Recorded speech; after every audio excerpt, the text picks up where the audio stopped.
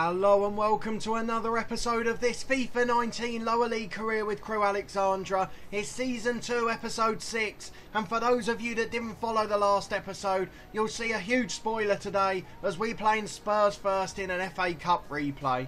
It's the first of 2 or 3 games we're going to show you highlights from today as we come out of the January window with the signing we wanted and the sale we wanted to. Go back and catch up with the last episode to find out more about that. But before we start, let's show you the other games we've got today. We've got Plymouth after this one, just 3 days later at home, and then Coventry away next weekend. Another big side in terms of reputation, even if they've been struggling on the pitch for a few years. But since the last episode, we just had the one game against MK Dons. We left on deadline day after we got our main man, and the day after I said we were rotating our side against MK Dons because it would be alright, and we lost 1-0. Just as you would expect, at home to a side struggling down the table. But enough about that. If we're going to get highlights in from 3 games, we need to get into the action. As we're getting to the screen for the lineup, I can tell you a bit more about the next couple of weeks. Next Friday, the episode of the FIFA 19 career will be out slightly earlier at either 3 or 4 o'clock. That's because we're doing a 5-part Football Manager special next week for Christmas. It'll be out at 4:30 every day on the weekdays, and then we'll be back to normal with our 2 long-term FM19 stories on Saturday and Sunday. Then on New Year's Day, the Tuesday, we're going to have a very special episode from this career. Hopefully we'll wrap up Season 2 next week, and then we'll have a transfer window special. We'll go from the start of the window all the way to the first day of the season and see how we can improve our squad, which will obviously depend a bit based on which league we're in. But let's look at the lineup for today. Obviously those of you that play FIFA 19 career mode yourself will know that there's been huge problems with the last couple of patches and updates to the game, where player ratings are all over the place, they're chopping and changing all the time, and some of them just aren't accurate at all. They say it isn't affecting attributes, but let's see if that's the case on the pitch. We're just going to make one change from our normal first team. Sam McQueen's struggling a bit, but in fact no, we're going to leave the first 11 on, the first choice bench as well. We've got to give all of these lads a chance to play against Spurs, and they're going to get 2 in front of their own crowd at a very generic court lane. We'll be back in a second with the kickoff. It's kickoff time. It's a massive FA Cup replay. I don't know if that's a half-empty stand or just a lot of home shirts for the Crewe Alexandra fans, but we'll be back in a moment with key highlights from the first half. We've got the kickoff here. It's Carlton Morris taking it out to the left. We're just keeping possession early doors. What is going on with the pitch here? That is awful. The ball's holding up so much. This is the worst pitch we've played on. This can't be because of the update. I'm sure it's just a one-off on the pitch. The ball's barely moving. Look at it. It's not even making his feet. The touches are really heavy. It's difficult stuff. And now we've got the ball with our new signing, Nydam. Gets it out to the left to McQueen. Into Pole at the back stick. And we put it wide. It was a great opportunity early on. And unfortunately, we've wasted it. And it remains 0-0 with 5 minutes gone. Is now Torvan, who they signed for 59 million in the January window. He's come in for Marcus Edwards, who to be fair scored a brilliant goal in the original game. But now it's Dele Alli down the left-hand side. The centre-half gets there well, but we're still defending in numbers. We've lost out with Manjek, and now Son into James Milner. Ali shoots, what a goal. And unfortunately we're 1-0 down with just under 20 minutes on the clock. You can't say Spurs haven't deserved it. Despite our early chance, we've been outplayed in general, and it's 1-0 to the favourites for this tie. Almeida with the ball forward from the free kick down the right hand side. Headed away by Manjek. Pole's not going to get there, and he's been forced backwards to Torvan. Now James Milner in the middle for Ali. Out to Kieran Tierney, the young Celtic player who's moved on to Spurs in this career. Out to the left hand side to Son. Harry Kane 25 yards out. Dangerous position. Lovely touch, and the shot's deflected behind. It's a corner kick as Torvan nearly scored. He may have failed at Newcastle, but he's flying here at Spurs. A ball in towards the front post. Great header by the centre-half, but it's knocked away off the line. It's Romagnoli, the former AC Milan player, a really good young Italian centre-half, and he's managed to get the ball in there, but it was headed off the line. Another shot tipped wide, and we are clinging on for dear life. You can certainly tell the difference between the first team and the backup players at Spurs, and you can also tell how this patch has affected the way we play. Campos makes another save, but he has to palm it away safely for a corner. Nydam's got a runner over the top if he can find him. It's Sam McQueen running on from left back. He's got to the byline. Can he cut the ball inside? He's going for it himself. Looked like a foul, but we've got away with it. Carlton Morris goes for the shot and the second. Both blocked by the Spurs central defender. And now Manjek into Morris again. He's got Justin running off him. We'll try and clip it in, but it's deflected off the defender and it's behind for a corner kick. trying to get it into the target man Morris again. He's got good strength and he's holding the ball up well. Neidham, the new signing into Morgan Gibbs-White, goes for the snapshot, but it's easy for Lloris and he comfortably claims it down to his left-hand side. It's half-time and it's 1-0. We'll be back in a moment with highlights from the second half. Pelly Ruddock's running off the right-hand side. Goes in behind towards Pole. Can he sell the dummy? He does. He cuts inside. He's in. Oh, what a save by Lloris. It was not the best composed finish, but unfortunately it's straight at Lloris and he makes the save. If we could have got that just to the side of him, it would have been great, but we went for power rather than placement and now we're regretting it. Spurs will bring the ball away comfortably and that's just about going to be full time if Harry Kane doesn't run in and score here. Back inside to Eriksson. We don't deserve to concede a second. We work so hard and we don't, but the final whistle will go as soon as this corner's cleared, I'd imagine, providing we do manage to clear it. They've made a final sub, but we've just got to get this away. It's up more than out and the second effort from Kane's brilliant, but it's straight at the keeper. We'll go long to try and attack, but the whistle goes. It's a 1-0 defeat. No shame in getting beaten by Tottenham Hotspur as a League One side. They played a much stronger 11 and brought some more stars off the bench. But it just wasn't quite enough from us and unfortunately we're out of the FA Cup. But we'll be back in a second as we get back to league action as we focus on our game against Plymouth. Right, we're back for game 2 against Plymouth. It's back to league action for us. We need to get focused and make sure we stay in the promotion hunt. Going to be a very long day for us. Despite being the best defensive team in the league, we do struggle going forward at times. It just depends on the type of pitch we've got, to be honest. It could go wrong for us if we don't get off to the right foot. Let's see how we get on. I better take you through the lineup this time because we're not playing our first 11. In fact, only 3 of the normal 11 are in the side today. 4 in fact. I've missed one out. So Campos is in goal, that is usual. The right side of the defence is normal, it's Litowski and Justin, but Ray and Potts come in on the other side. Saunders, Griffiths, Ainley and Jones make up a completely rotated midfield 4, and Pole today is partnered by Panico, who comes in for Carlton Morris. They're all knackered from chasing Spurs shadows for 90 minutes just 3 nights ago, and hopefully today we'll do a little bit better as we play an opposition a bit more acclimatised to our standards. But that first pass wasn't particularly ideal, and early on it looks like a bit of a nothing game, with neither side producing any quality. Griffiths coming forward on the right hand side for us. We're countering early in this game now. A bit of a dodgy start, not much going on. Poor, neither side can keep possession. But look at the pace from Griffiths early on. Beats his man, delivers into the back post. Panico's unmarked, volleys it in first time. What a wonderful goal. Jordan Griffiths from the edge of his own box all the way to the byline at the other end of the pitch. Delivers it pinpoint on a plate for Panico, who volleys it into the roof of the net. A wonderful counter-attacking goal, and with under 10 minutes gone, we lead 1-0. It's a short ball to be taken by the centre-half into Ainley. Ainley's got the ball up to Griffiths. He's got a man running off here in James Jones. First touch out of his feet, and it's a good block by the Plymouth defender. It's away via Wild and Grant, and now they're coming forward down the left-hand side. Saunders with the ball out to the right hand side for Justin.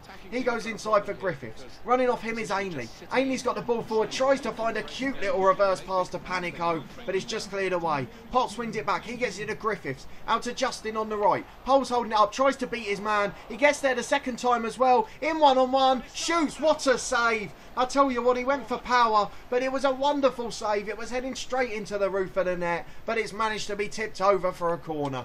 Pole's there defending, but he's not quite going to make it. Ainley's holding up his man, but it's only gone into the box. Hits the post, but it was offside. What an effort that was, but thankfully the flag had already gone up.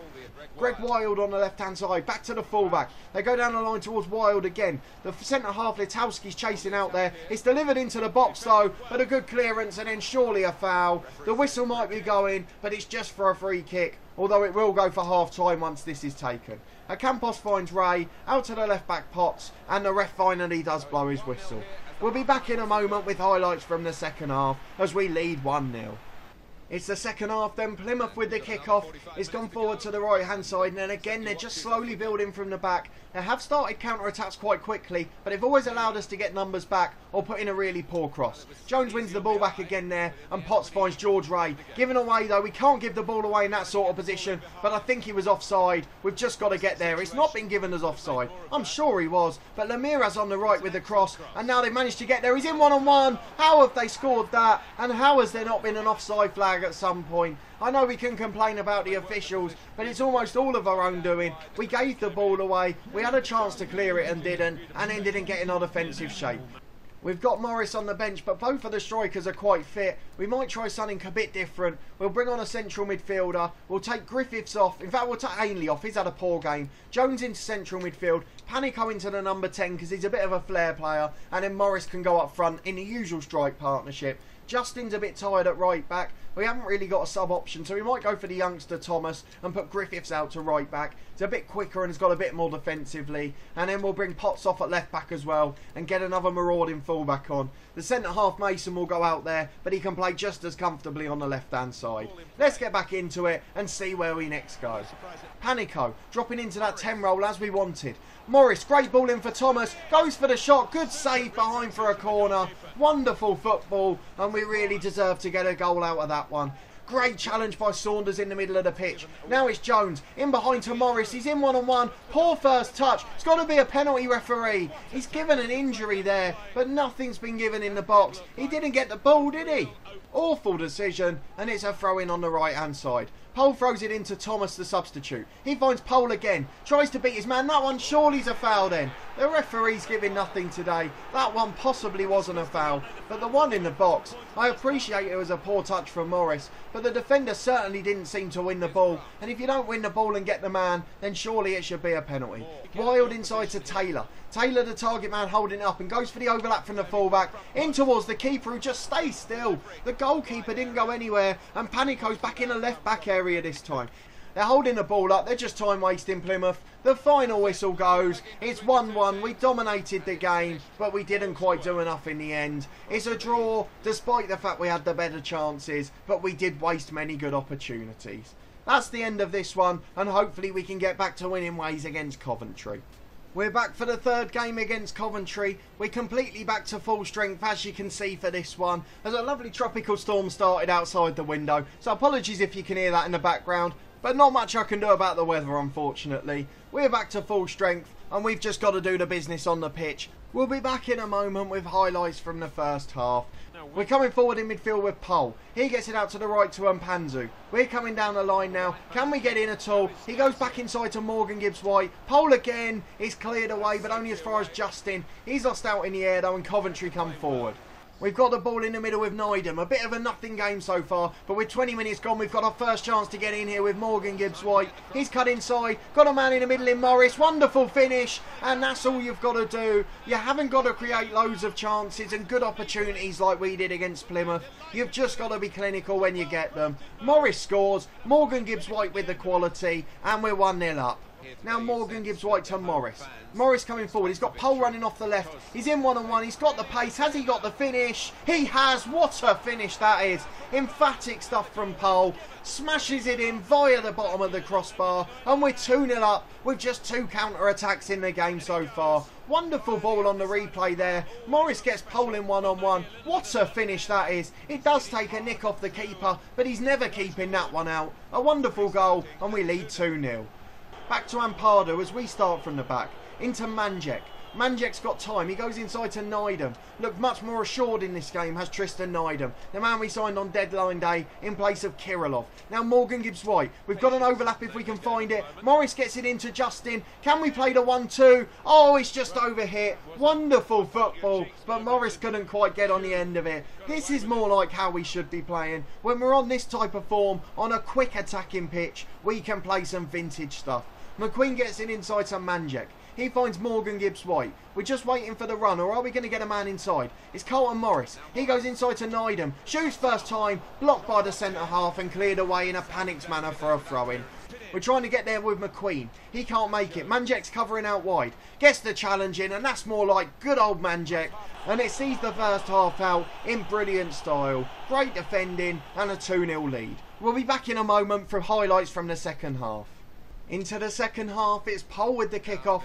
Both strikers have scored a goal in this game. We've been absolutely brilliant, and Morgan Gibbs-White finds Morris. Tries to find Pole, does at the second attempt. He goes back inside to Morris. We've got a runner in Nydam. He's in one-on-one. Can he get his first goal for the club? Oh, the second touch is appalling. He was in, he was set, and it just hit his other foot on the way through, and unfortunately it stopped the chance. Jones inside, he's been their danger man so far. Agogo's been tidy in the middle as well, but they've given the ball away up front again. And now Ruddock finds Nydam on the counter. Up to Colton Morris. He's got a runner on the left-hand side in McQueen, the fullback. Marauding forward there, and Morgan Gibbs-White's running off him on the left-hand side. We've been in this position already today. Cuts it back to the edge for Ruddock this time. Goes for the shot, deflects off the defender, and it's behind for a corner kick. 10 minutes into the second half, and we're looking very comfortable. Ruddock's going to deliver that corner into the front post. Pole's making the run. Gets there. What a header. Into the corner of the net. Beats the keeper at the back post. And it's 3-0 with Yannick Pole getting a brace. What a player he's becoming. And we look like we're on course for all 3 points as we look to complete our charge back towards the top 2. His 13th league goal of the season. And you can't ask for much more for a man that signed in late August.